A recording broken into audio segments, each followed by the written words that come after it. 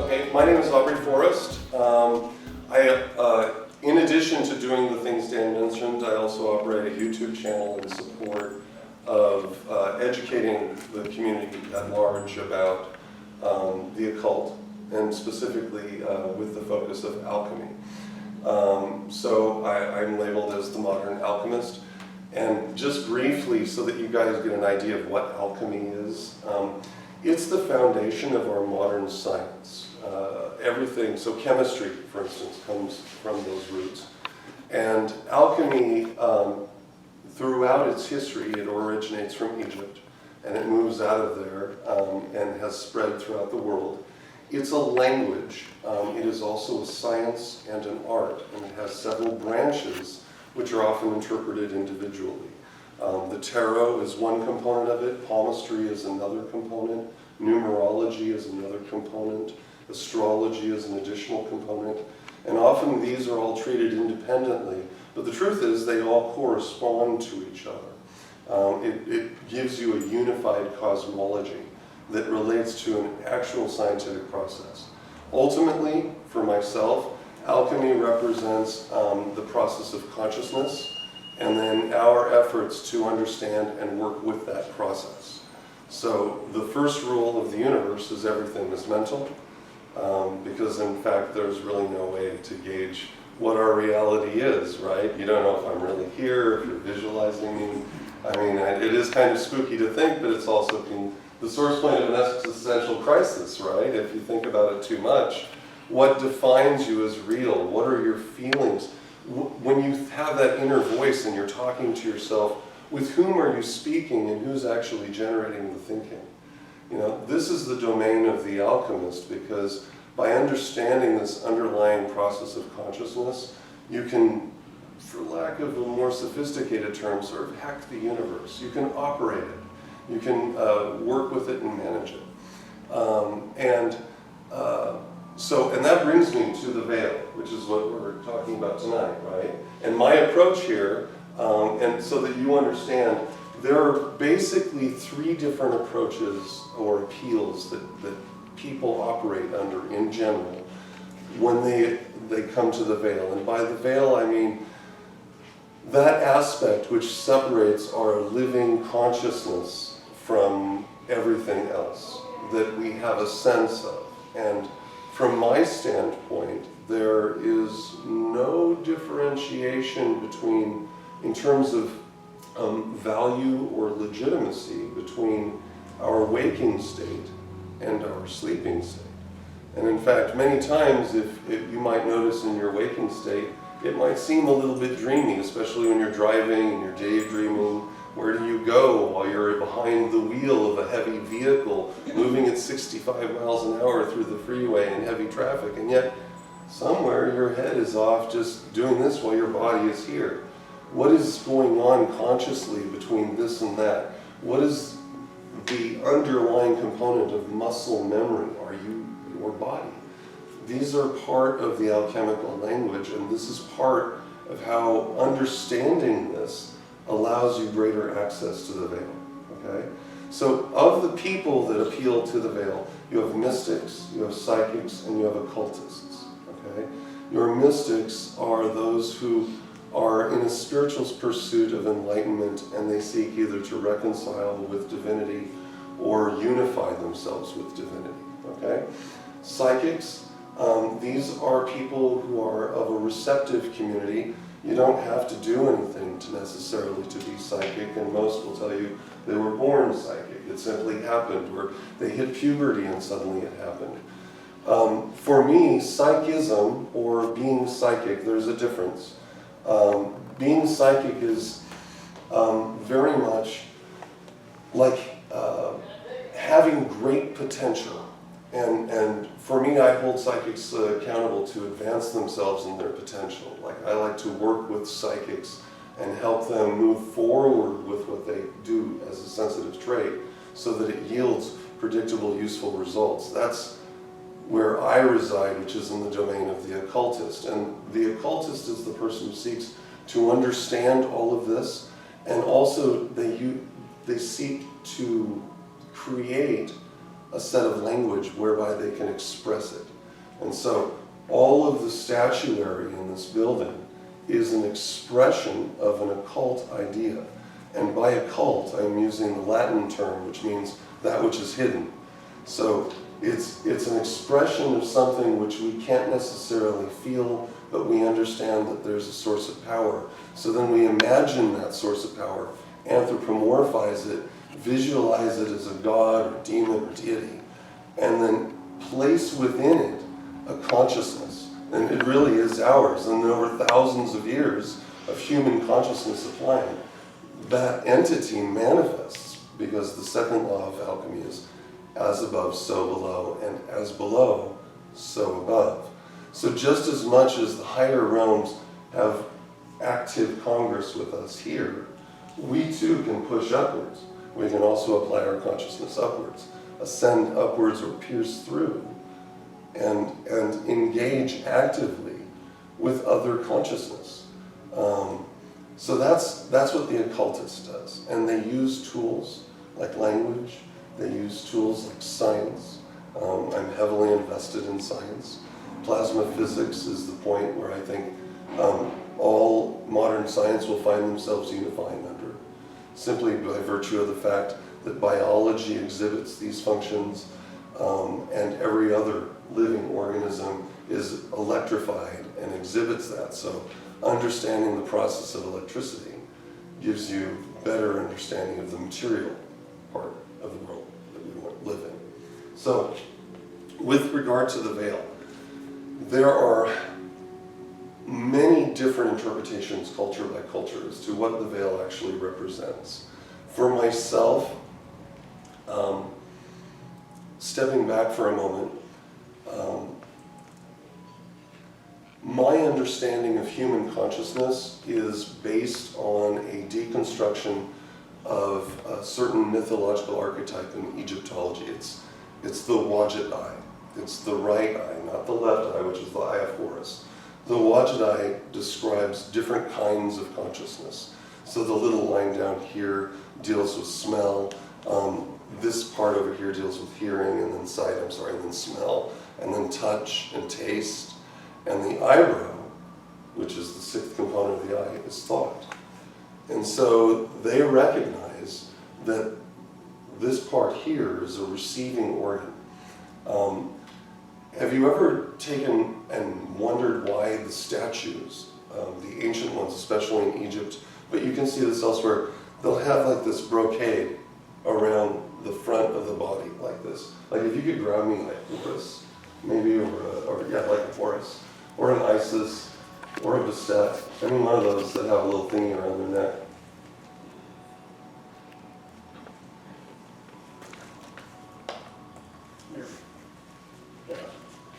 So you'll notice they have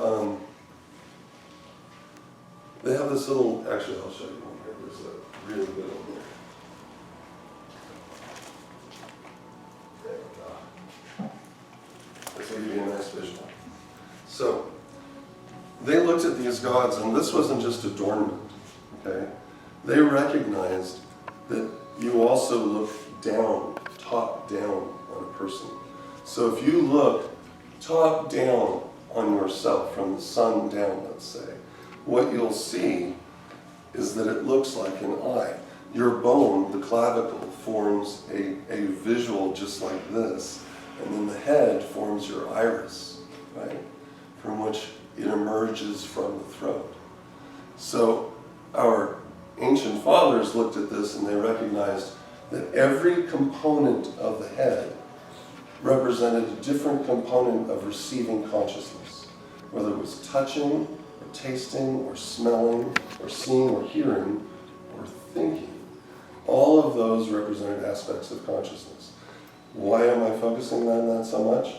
Because ghosts and goblins and the things that go bump in the night, the stuff that occupies homes and causes rattling words and anxiety, and causes psychics that I've known to wig out, because it's like, oh my gosh, this place is dirty, which I've heard, and it's awesome. Keep in mind, as an occultist, you are required to invest yourself in sensitivity. In other words, you have to already be there. So I started as a mystic and then worked my way into the occultism, simply by virtue of seeking greater understanding of all of this thinking, which is actually the foundation of all the thinking that we have today. Our very governments today are structured around Greek thinking, Greek and Roman thinking. We name our planets around all these ancient gods. And one of my favorite things that I'm discovering is NASA's amazing obsession with mythology. If you take a look right now in the news, there's a comet that's being pursued by a satellite, Comet 67P.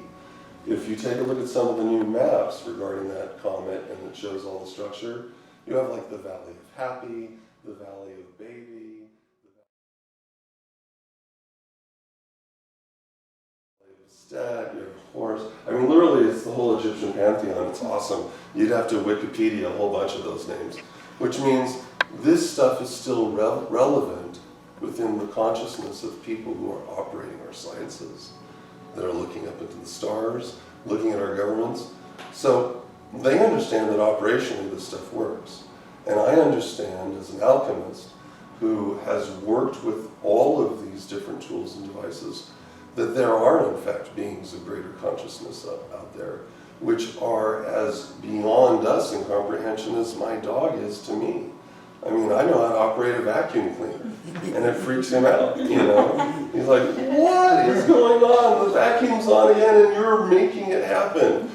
Well, that degree of separation in conscious experience is also present outside of ourselves. We are nowhere near the top of the food chain when it comes to the expression of entities which are present, which coexist layer upon layer right here. You don't necessarily need additional dimensions. It's just all right here, just outside of our level of perception, because it vibrates so quickly. Which brings me to buildings. Buildings are unique because everything around you here is in a vibratory state. Everything. If you want to see the truth of the universe around you, go to a reflecting pool, a calm pond somewhere, and gaze into that water. Go into your swimming pool in your apartment complex. If it's quiet, or the hot tub maybe, if it's not running too much, and look at the water. And recognize that the wall that you're seeing over here, which appears solid, is waving around and distorted. That's the truth. That is the reality of the world around us. It's just that it's vibrating at such a state that we can't perceive its motion. Okay? Just as we are vibrating at a much different state relative to everything else around us. So we age and decay at a much more rapid rate.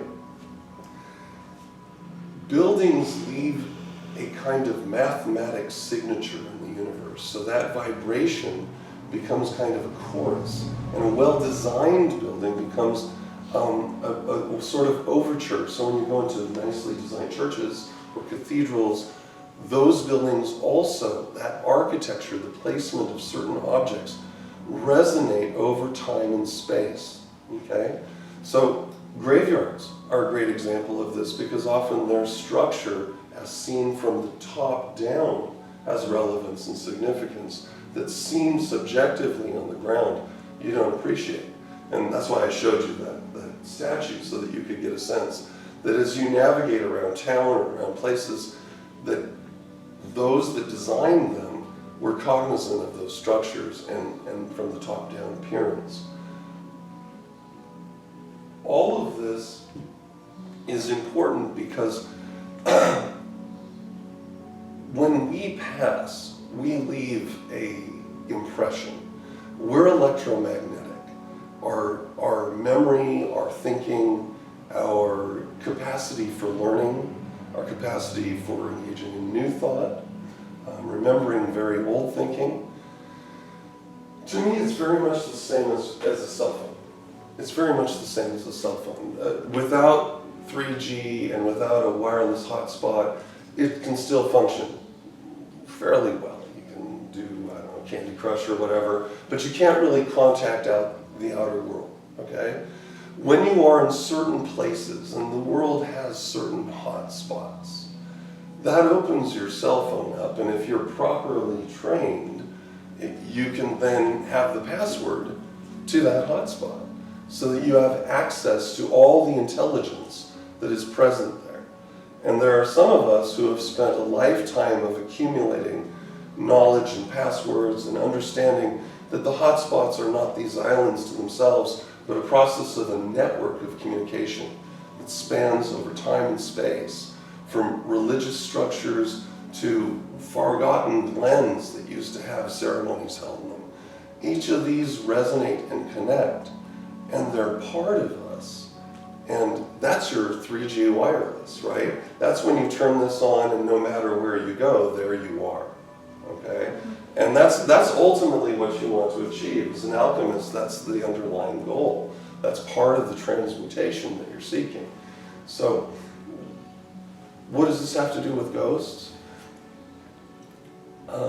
I do not believe, and my experience has led me to this, that we don't actually think thoughts. We're good receivers. And we nuance our lives based on how we choose to receive and act upon the stuff that's happening to us. But we have random thinking all the time that has absolutely no context whatsoever with whatever you're currently doing. It can be very distracting if you're, trying to use your head. And yet, where does all this stuff come from? Where does the person that you're talking to when you're negotiating with yourself about, should I buy that hot dog or not? Should I go for that cheesecake? I don't know. Well, who are you talking to? You're dividing the self in a means wherein you can bring your consciousness to apply itself in multiple directions. The Hindi people and Hinduism beautifully illustrates this when they depict a god with multiple faces and multiple arms moving around. Okay? So your mind, your consciousness, when you pass, it's not lost. The Earth is one extraordinarily large electromagnet, like a big hard drive, and nothing gets lost. Everything is accessible, which means that you can transcend time and push your mind backwards or perhaps forwards in such a way so that you can hear from ancient peoples. You can see what they saw. And the means by which we decode that is by learning all these ancient keys and learning how to deconstruct that.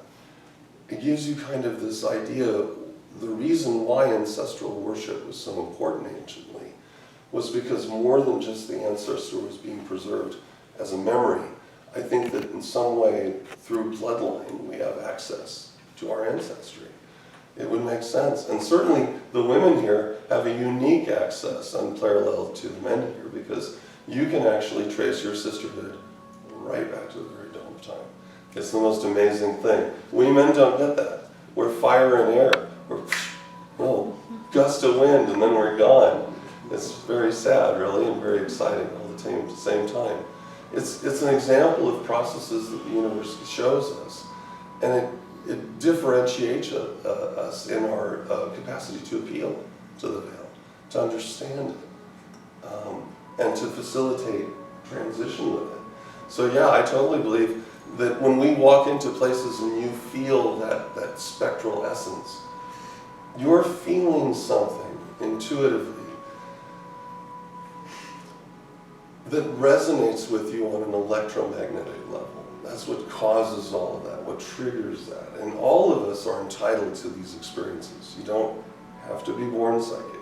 That's the beauty of why I chose the path I chose, was because I knew that it was repeatable, and that just being human is sufficient, because you're entitled to it as a birthright of being here. So, it makes it accessible. Simply, it takes time. But ultimately, the payoff is that there is nothing to be afraid of. Like, really. There's all of the stuff, in my experience, has been largely positive and at the most slightly capricious. Where, I personally, in my ghost story, and I'll wrap it up here, my personal ghost story is I've long had a friend, an occupant, that has followed us from place to place. And my wife knows this. And it started in the farmhouse. Mm-hmm. And we were the last occupants of this old farmhouse that used to be a dance hall back in the day, and the front part of it. And when I allowed my kids to have these ginormous parties, it suddenly clicked the house on. Like everything just woke up with all these teenagers and all the excitement and the dancing and the music and all this really positive energy. It woke up the house, and suddenly, ta-da, our friend emerged. And what's funny is that things would just disappear. Like I would set something down here and it would just be gone. And I know people say, oh, no. No, for real, this stuff, it got to be chronically annoying because it would always wind up in the center of our bed in the bedroom. Every time. My wallet, my cell phone, note cards, Still coffee does. cup. And when we left there, I had grown attached to this essence. So I invited it to move with it if it was possible. Without the rest of us knowing it. Yes, I didn't share that component with my family. But I said, it's cool with us. You're welcome to ride along with us because we're really positive. And it wasn't totally non-harmful. It just seemed like this, I don't know, sprite, pixie, whatever you want to call it, an elemental, a spiritual essence.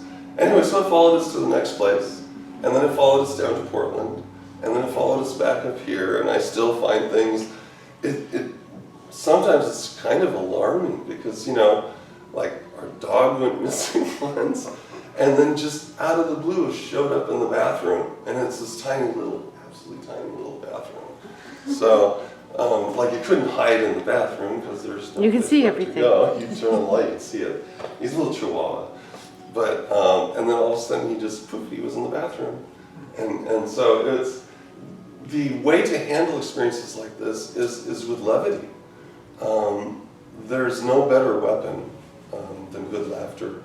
And there's no better tool in the face of the unknown than to have certainty in the fact that it is no different than yourself. It is simply another expression. It may have gone before, or it may yet be coming, but it's still part of the same pattern.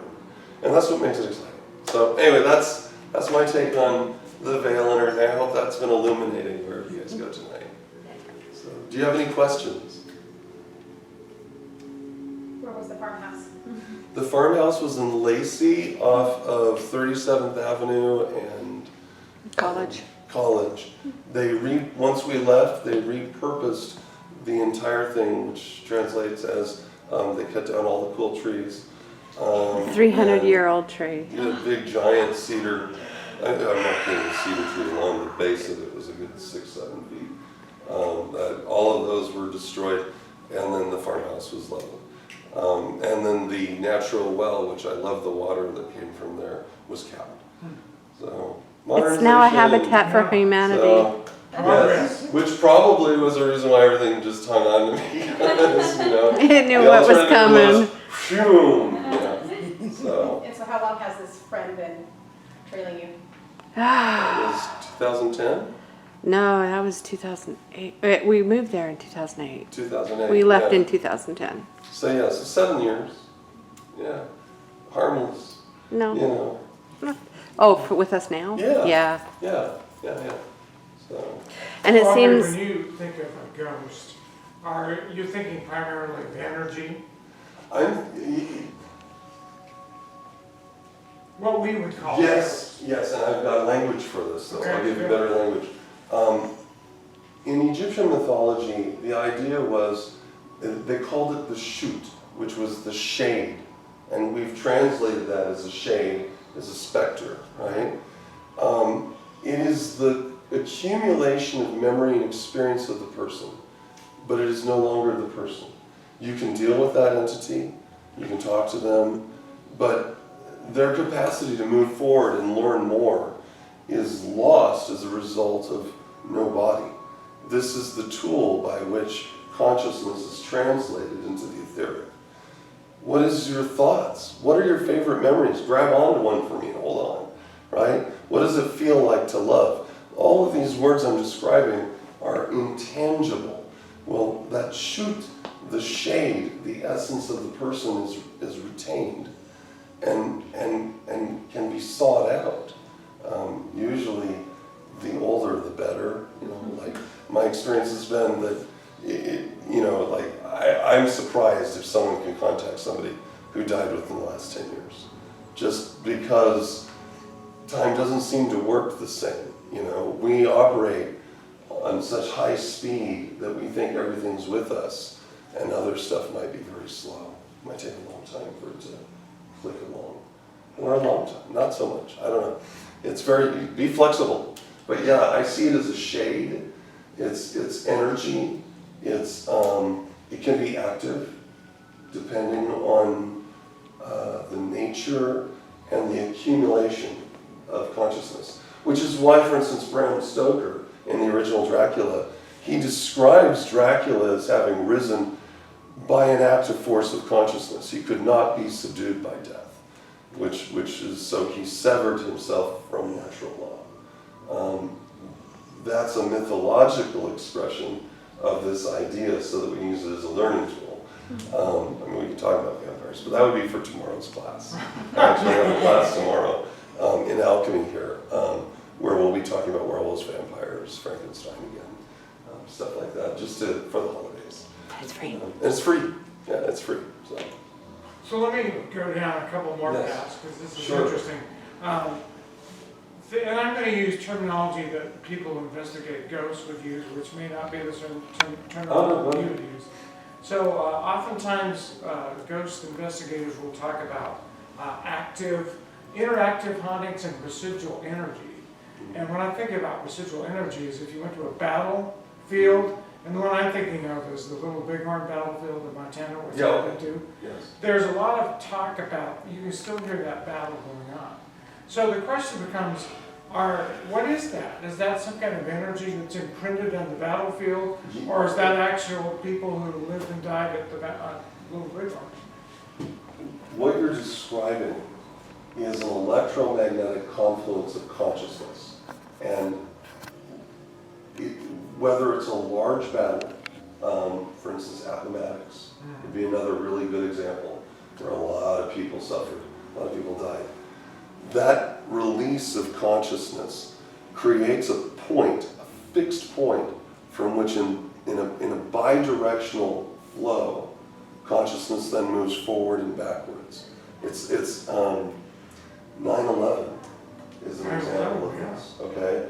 9/11 is unique because the planet Earth shared a meditation that morning, because it was on every television set, everywhere, and we all were going like this. I was at work at the time, and everyone was in the break room, piled in, jaws dropped. It was like meditation, silent meditation. And when you think of 300 million Americans, and then you go out globally, it creates this point of consciousness that then streams in two directions, so that things that move afterwards are fundamentally different from everything that was before it. In terms of those battles, it's like because a battle is a longer event than a static point like that. That was a quick shot. That was like hitting a pane of glass with a very sharp needle, right? And going boom, and creating a fracture point going out from that. Long battles, which are hours, perhaps days, or protracted into weeks, or siege battles, where you go over and look at the castles in France or in Britain, and you see that these sieges, which were protracted into months and sometimes years, those are like wearing a pattern in carpet.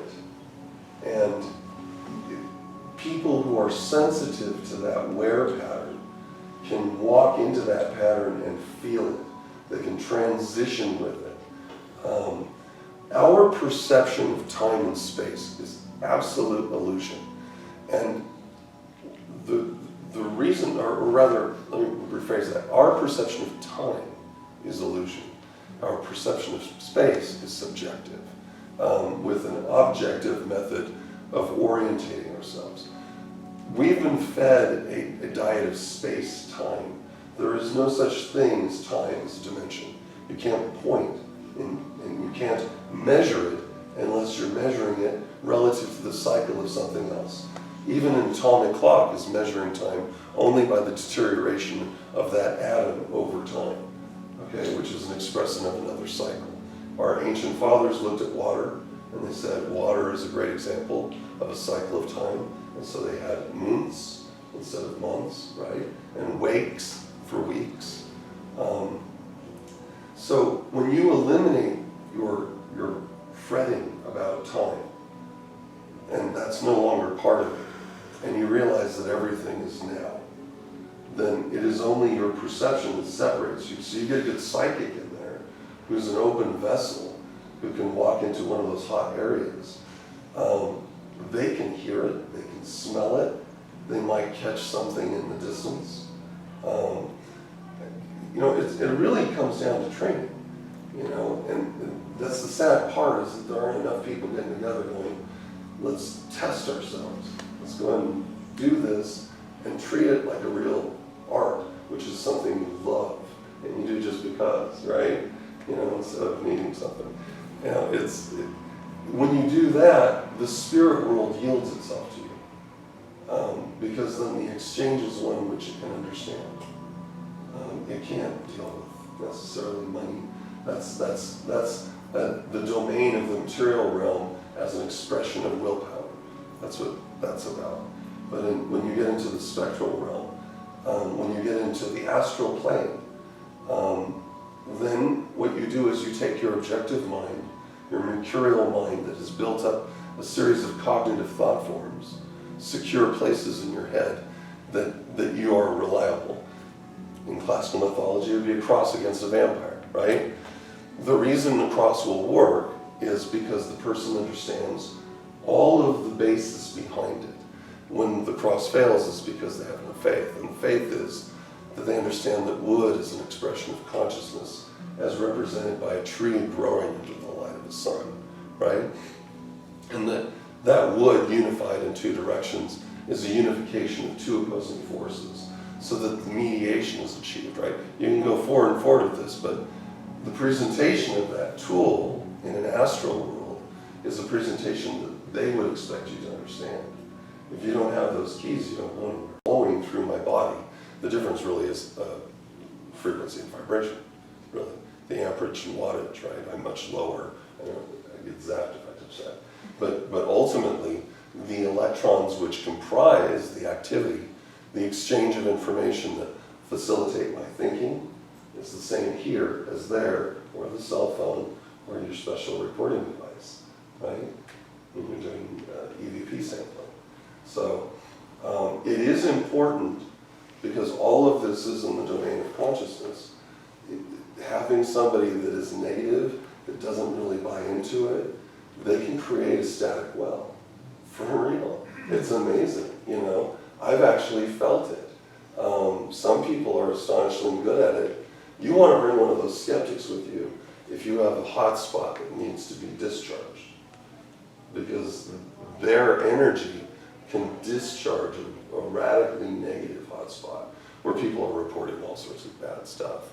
Literally, the person is like, their disbelief balances the equation to a degree. And it's not in every case. There's always, but you can see where that kind of would calm it down, because everyone else fretting about it is feeding themselves into whatever's present, right? And it just heats it up. So better to have someone who's a bit more objective and going, I don't know, could be the water heater. It probably is the water heater. Probably is. Maybe there's a big mess of wires behind this wall, right? Because all that electricity is going to make you freak out after a while. It will. You know, so it's. I always rely upon Occam and Marcus Aurelius to resolve most of my disputes. And Occam teaches us the simplest solution, the most direct path, probably the right answer. Okay? And Marcus Aurelius teaches us, look for the most, its nature. What does it do? and what is the end to its means. If there is something just being disruptive, you must ask yourself, what is being communicated? What is being expressed? What kind of activity is it? Is it just fun and caprice? Is this somehow a dualistic manifestation of your own psyche? Because it is possible for someone of a strong psychic composition that might be latent to manifest a whole bunch of disruptive activities that have no source in actual haunting. So that might be what we call poltergeist. They could very well be. It depends on the person in the house. Yeah. And it depends on their emotional state. Because they're restructuring the world around them from moment to moment. Other questions for Robert? I've got one more from you. Sure, yeah, be better. All right, so another thing that crops up in paranormal investigations, and I'm guessing it's cultural as much as anything, is demons and demonology. And you talked a little bit about the spirit, or I didn't use that word necessarily, we used the word elemental, I think. So are there non-human entities, and of course demons seem to connote something bad, something evil. Talk about that one. Yeah, you bet. I'm going to reference Dante Okay. and his Divine Comedy. And I was actually mentioning this to my wife earlier today. Do you know why it's called comedy? It's because the joke is that we have been taught everything backwards. If you read it, the Inferno, which discusses the descent into hell, okay, Dante's descent into hell, being assisted by Virgil, who's a poet and philosopher. And as you progressively go down, the very ninth ring of hell, the very center, is absolutely frozen, right? It's completely frozen. There's no activity. So, pulling out Marcus Aurelius, and you say, what is going on? What would he say is going on? What is its essential nature? The essential nature at the pit of hell is absolute structure and order, unyielding. That is what Dante reveals to us in the Inferno. And that actually is what you find out in the occult. And so the angelic realms are extraordinarily chaotic. The beauty of it is that with alchemy as a language to facilitate understanding, you see that the realm of the demonic and the realm of the angelic, they are simply a line on the same pole, okay? It's simply a difference in frequency and vibration again. So they detest each other simply by virtue of the fact that these guys are looking over here and they're going, oh my gosh, you guys are wrecking everything, and these guys are going, you're too slow, and we need to infuse energy into it. In our particular case here, the thing that I have encountered through years of study has been that when you look, for instance, there is a demonic text. It's not really demonic. It's an ancient, let me rephrase it. It is the Goetic text. It's the Goetia, which is part of the Lesser Keys of Solomon, which is part of Jewish mystical tradition. Okay? These were found in the Library of London by MacGregor Mathers during the 20th century, where he facilitated some translation. And they provide us a lengthy text as to the alleged courts and principalities of the demonic realms. And if you study it, you understand that each of these entities actually are very ordered and structured and disciplined. And at no time is it written anywhere that they're harmful. They usually are like, we'll provide you information on how things are built, we'll help you find stuff, help you track people down. Literally, like as you go through and you read it, the reason it's so lurid and why everyone's frightened is because we don't want you to participate. Get it?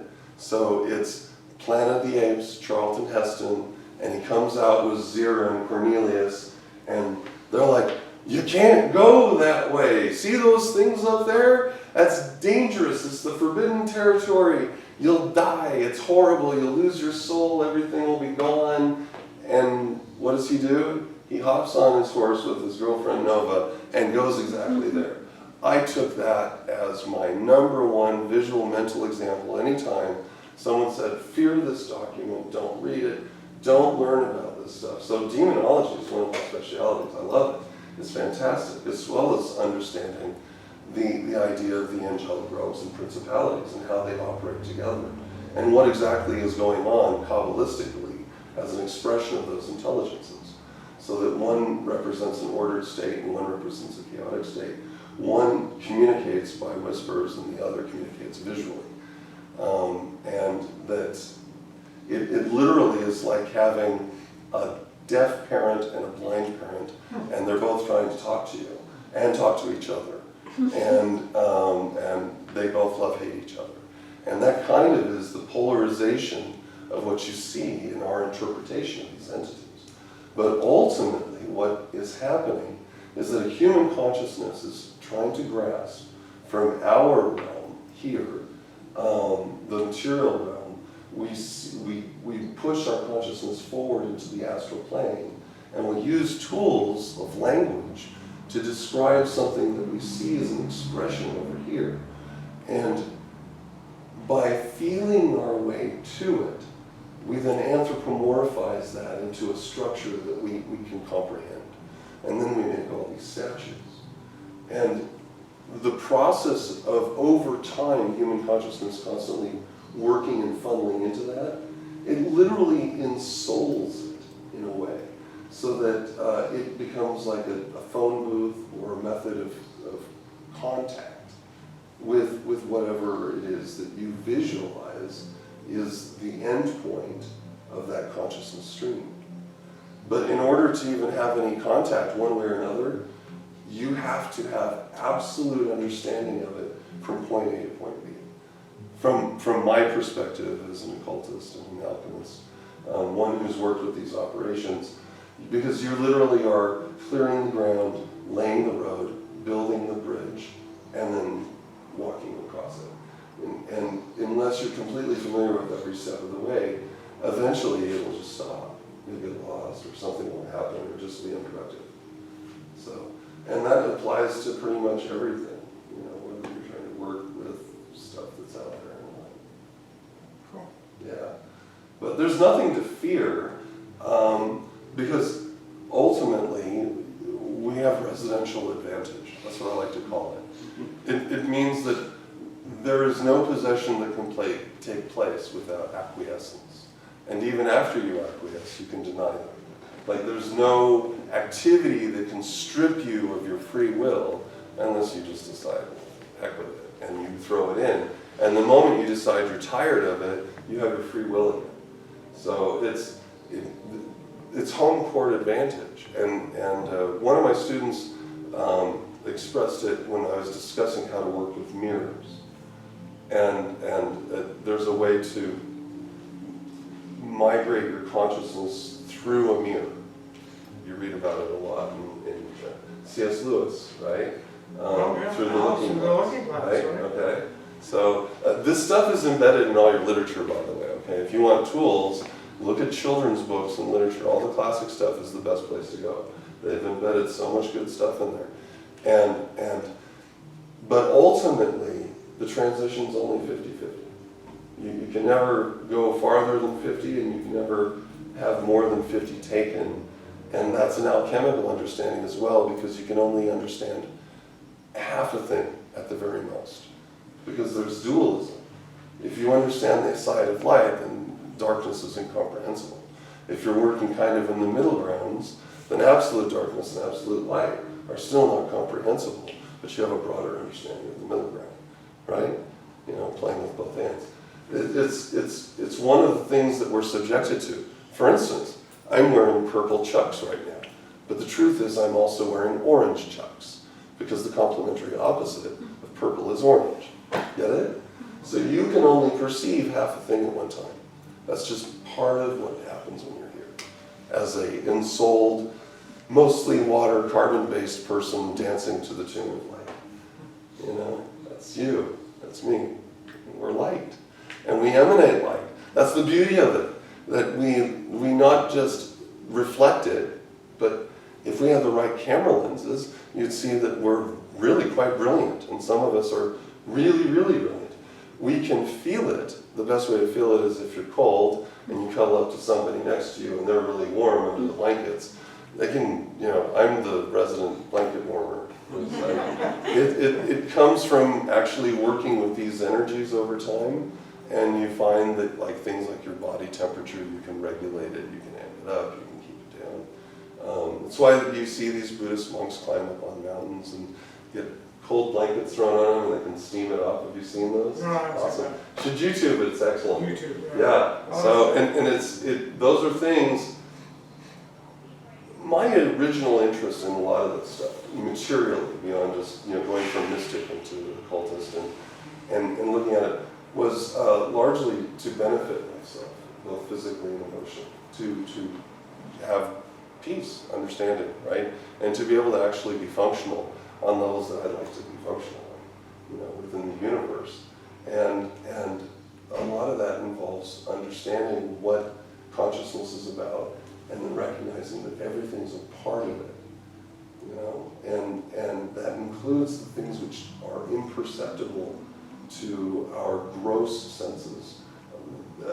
Hinduism teaches these are subtle bodies, so they can only be interpreted as subtle energy, and subtle means that it's a gossamer, delicate, nuanced. It's that delicate surface tension of the water, right? That allows the droplet to stick on the end of your finger, and if you get too wiggly, it falls off. That's those subtle energies that you want to work with. And the universe hates being manhandled. It likes being caressed, and it has moods and tendencies, and you learn these things in its cycles, It's the reason our ancestors personified Mother Nature and Father Time, and, embodied all these ideas with gender and composition, because they saw that the universe actually did do these things. It had feelings, it seems, It seems a wild anthropomorphism to say that until you experience, kind of a bit more viscerally the energetic possibilities that are present. Yeah, thank you. You bet, my pleasure. Yeah.